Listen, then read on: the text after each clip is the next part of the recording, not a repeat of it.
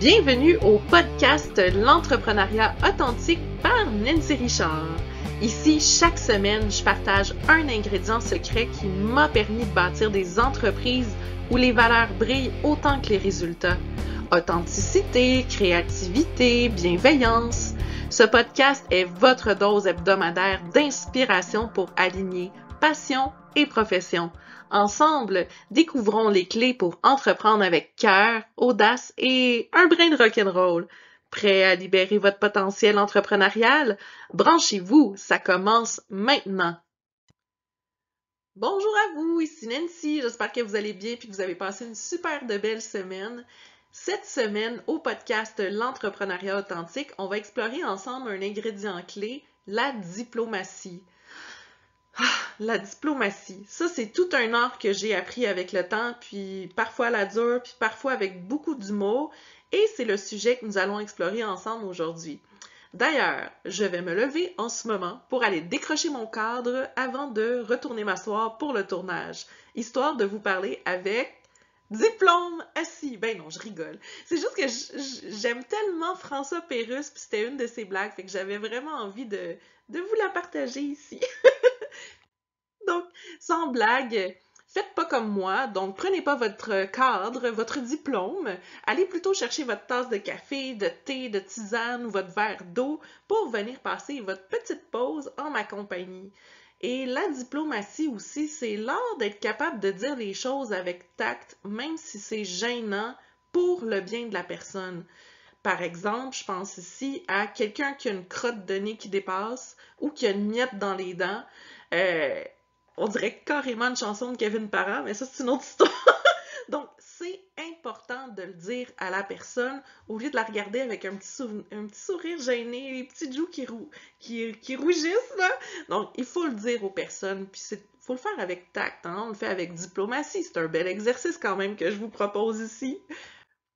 Donc, je rigole, mais il y a une couple d'années, ça me rajeunit pas, là, ça fait 25 ans déjà, en l'an 2000, j'ai fait un voyage diplomatique aux Philippines. J'étais dans les cadets de l'aviation royale du Canada pendant de nombreuses années, puis j'ai eu l'immense honneur d'être choisie pour faire la visite échange internationale et on m'a cantonnée aux Philippines pendant 3 semaines. Et le vol de départ, parce que j'ai eu quand même plusieurs vols, j'ai fait Montréal-Vancouver, ensuite on a fait Vancouver-Hong Kong, Hong Kong-Philippines.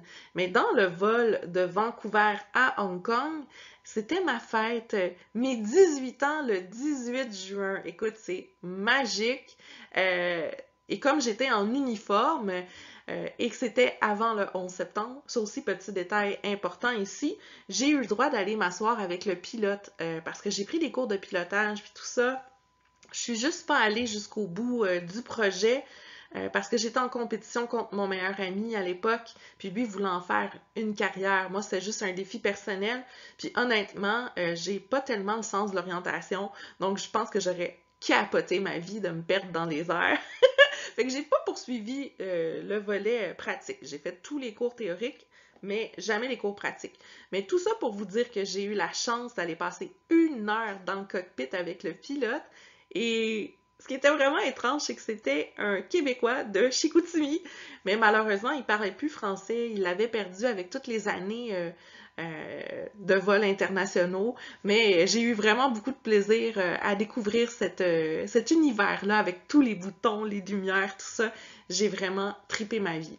Mais côté diplomatique maintenant, parce que c'est quand même le sujet du podcast, j'avais quand même une mission principale d'aller expliquer comment on faisait les choses au sein des cadets dans mon pays auprès de différentes instances officielles. Donc, j'ai rencontré la secrétaire d'État qui nous avait fait visiter l'Université du riz parce que c'est un énorme moteur économique là-bas. Ensuite, j'ai rencontré un général d'armée. Mais quelle aventure, ok? On a fait une portion plus formelle au début avec lui, et ensuite il s'est levé et il dit ce soir c'est karaoké. Donc on a fait ah ouais vraiment. On était comme une centaine de personnes dans la salle, et il s'est mis à chanter des chansons de ABBA. Et non, c'était pas Dancing Queen, je me rappelle pas c'était laquelle. Je pense que c'était Chiquita. Puis après ça, il s'est levé, puis il a dit « Je veux danser ». Et quand on parle de danser ici, c'était pas danser du disco, c'était danser un slow. Et il s'est levé, puis il m'a pointé, il dit « Avec toi ». J'ai fait « Oh non, pas pour vrai, tu sais ». J'étais tellement gênée, mais en tant que diplomate, je ne pouvais pas refuser. Donc j'ai fait mon petit sourire, puis je suis allée en avant pour danser avec lui. Et j'y ai peut-être donné son dernier moment de bonheur parce que figurez-vous que le lendemain, il s'est fait assassiner. Son hélicoptère s'est fait descendre. Euh, c'est tellement épouvantable. Écoute, je suis contente que ça soit arrivé le lendemain et non que quelqu'un soit rentré dans la salle au moment où j'étais là.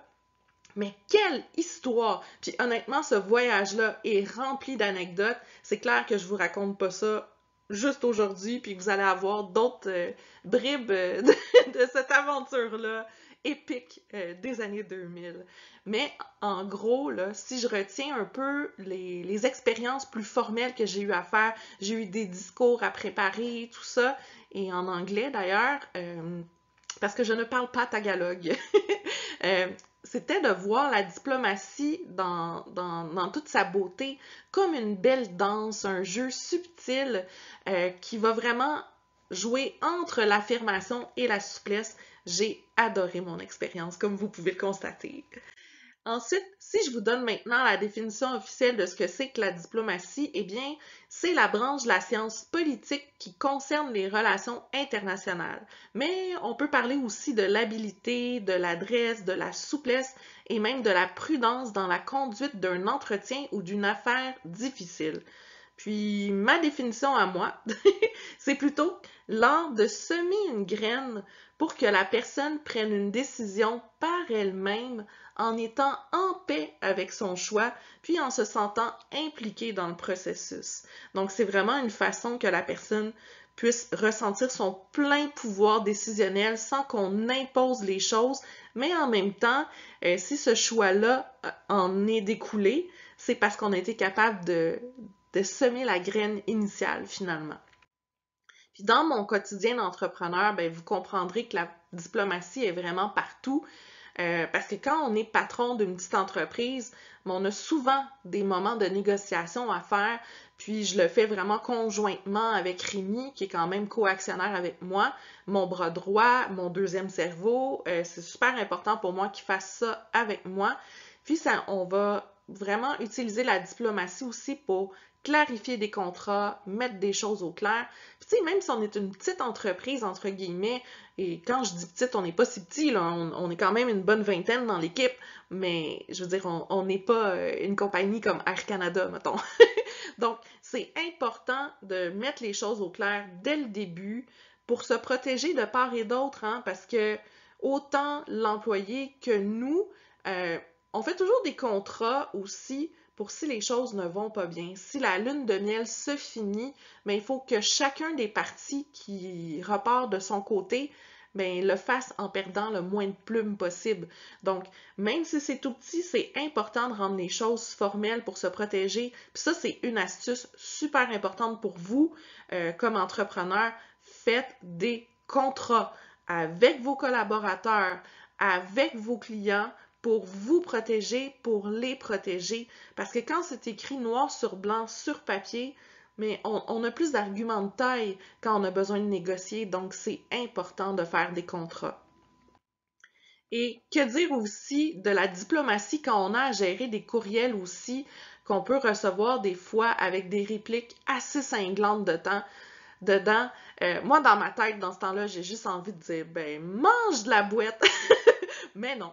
En fait, la diplomatie aussi, c'est l'art de développer notre capacité à mettre de l'avant davantage le petit ange sur notre épaule que le petit diable qui est sur l'autre. Donc, même si on trouve quelqu'un de vraiment tweet en bon québécois, de gossant au pas possible, mais faut y aller vraiment doucement.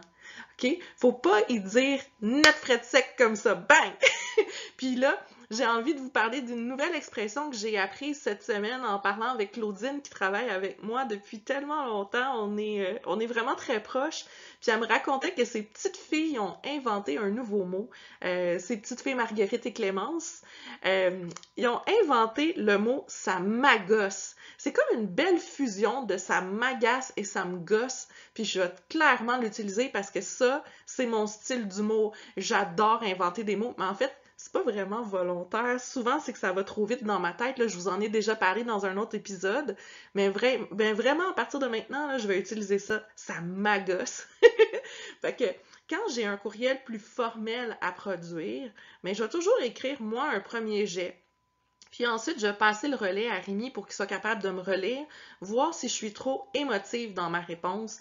Parce que des fois, j'ai cette petite tendance-là à me laisser emporter. C'est sûr qu'avec les années, je me suis tempérée vraiment beaucoup. Tu sais, même si j'ai de l'air douce et angélique, cling, cling, cling avec mes petits yeux, j'ai quand même beaucoup de gronde en moi en général. Même pour vous dire ado, pauvres parents, écoute, je comprends ça maintenant que j'ai 2 ados, moi aussi. J'ai fait une boulette solide. Je me suis acheté une tuque fuck you, ok? Puis c'est pas juste le mot fuck you, c'était une réplique géante d'une main qui faisait un doigt d'honneur. Puis ce doigt d'honneur-là était haut de à peu près comme 25 cm de haut, ok? Quand je suis arrivée chez nous avec ma tuque fuck you, mes parents m'ont fait là, tu dépasses les bornes, Nancy Richard. Fait que d'habitude, quand on dit le nom de famille d'une personne, ça va pas bien. Donc, je suis retournée au magasin pour aller rapporter mon bonnet. Et là là. Donc, Rémi, finalement, c'est lui qui va me tempérer quand j'écris des courriels, puis qui va me dire, oui, c'est beau, tu peux l'envoyer comme ça, le message passe bien. Donc, c'est super important pour moi d'agir avec diplomatie, même si en dedans de moi, des fois, j'ai vraiment le feu bouillant. C'est important de mettre de l'avant cette qualité-là pour bien réussir, puis surtout assurer des relations de confiance avec les gens qui nous entourent. Puis il y a aussi une fois, ça je vais vous raconter ça, j'ai participé à un congrès il y a quand même un bon moment déjà, puis on avait beaucoup d'activités d'introspection à faire, de partage de nos émotions, puis tout ça. Puis à la dernière journée, on était brûlés, on était écœurés de parler de nous-mêmes pour être ben franche. Puis, tu sais, moi, j'étais comme, OK, ça me tente pas, mais écoute, on va y aller jusqu'au bout, là. Mais finalement, les gens ont senti que naturellement, j'avais ce rôle-là de leader, de diplomate, et sont venus me voir à tour de rôle pour me dire, ouais, ben Nancy, es-tu capable d'aller parler à l'animatrice pour lui dire que ça ne nous tente pas de faire l'activité, on est gêné, on sait pas comment lui dire sans la blesser, puis tout ça. Alors moi, je suis allée voir l'animatrice, puis je lui ai dit, je dis là, aujourd'hui, ça nous tente pas de faire l'activité, là, pour être ben franche. On est fatigué, on est épuisé, on a l'impression d'avoir ventilé suffisamment pour qu'aujourd'hui, on peut juste profiter du moment présent. Puis elle de me répondre, ah oui, moi aussi je suis vraiment fatiguée, t'as raison. Je dis, ah, je comprends, va te reposer, ça te ferait du bien. Oh, mais merci Nancy de prendre soin de moi. Donc, tu sais, j'ai été capable de dire le message de façon super subtile que ça ne nous tentait plus sans la blesser. Parce que, tu sais, j'aurais très bien pu dire les choses vraiment sèchement, mais à quoi bon de dire les choses vraiment sèchement juste pour faire de la peine? Non. Donc, c'est important que la personne, mais la décision de ne pas faire l'activité est venue d'elle-même et elle se sentait en paix et elle se sentait aussi soutenue dans son état émotionnel aussi. Donc, ça, c'est une belle preuve de diplomatie. Et d'ailleurs, de la diplomatie aussi, on a souvent cette peur-là de ne pas être compris, de ne pas froisser quelqu'un aussi ou d'être trop direct. Puis ça, en entrepreneuriat, mais il faut vraiment apprendre à trouver le bon équilibre entre l'honnêteté et le tact. Puis des fois, quand je suis obligée de dire quelque chose à un employé, là, un petit reproche, quoi que ce soit, c'est pas facile, honnêtement. C'est pas naturel pour moi. J'ai tendance à le garder pour moi parce que je me dis, je veux pas faire de la peine, tu sais, je suis une gentille dans la vie, mais des fois, je le sais, je dois quand même protéger mon entreprise puis mes intérêts. Donc, à ce moment-là, quand je rencontre la personne, je dis, j'enfile mon chapeau de directrice pour te mentionner telle situation. Ou des fois, quand j'ai une décision vraiment difficile à prendre, puis on en a là, des décisions difficiles à prendre là, comme entrepreneur, Je le dis tout le temps, je le fais pour le bien de mon entreprise. Donc, c'est important, ça, de protéger notre entreprise, puis de dire les choses, parce que, tu sais, si on fait juste les garder pour nous, il n'y aura pas de changement, ce qui veut dire que ça pourrait impacter négativement à long terme notre entreprise, donc c'est important de le dire. Puis d'ailleurs, si je dois faire une rencontre formelle avec quelqu'un de mon équipe, justement pour quelque chose de plus pointu, plus inhabituel, disons, donc, je vais vraiment envoyer un courriel officiel avec une confirmation de lecture. Je vais envoyer un ordre du jour détaillé pour que la personne sache d'avance le sujet de la rencontre, et la rencontre qui va avoir lieu en visioconférence sera enregistrée aussi parce que c'est important de garder des preuves aussi de cette rencontre-là si jamais ça dégringole puis que la situation périclite. Donc, c'est vraiment important de se protéger comme entrepreneur. Puis, en même temps, tu sais, il faut faire les choses bien, de façon formelle, même si on est une petite entreprise, parce que c'est important de maintenir l'harmonie, les relations harmonieuses. Puis quand on est une petite entreprise, là, on finit tous par être amis aussi. Donc, c'est pour ça que c'est important de faire les choses de façon formelle pour nous protéger, parce que on va recôtoyer la personne longtemps après. Donc, en faisant les choses de façon formelle et diplomate, on protège les intérêts de tout le monde aussi. Et maintenant, la petite citation inspirante de la semaine. C'est une citation de Lester B. Pearson. La diplomatie consiste à laisser quelqu'un d'autre en faire à votre tête. Moi, j'adore cette citation-là parce qu'elle illustre parfaitement cet art subtil de guider sans imposer, de persuader sans manipuler. Ça, c'est important. Et la semaine prochaine, on va parler d'un sujet. J'ai déjà hâte, j'ai déjà plein d'idées.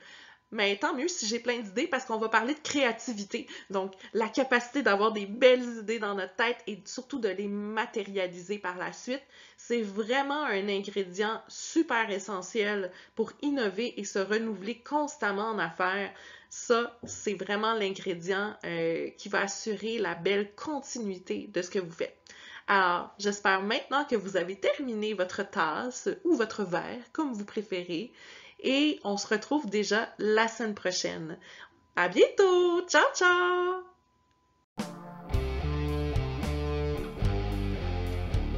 Pour de plus amples informations concernant mes entreprises ou mes services, vous pouvez visiter mon site web nancy-richard.com.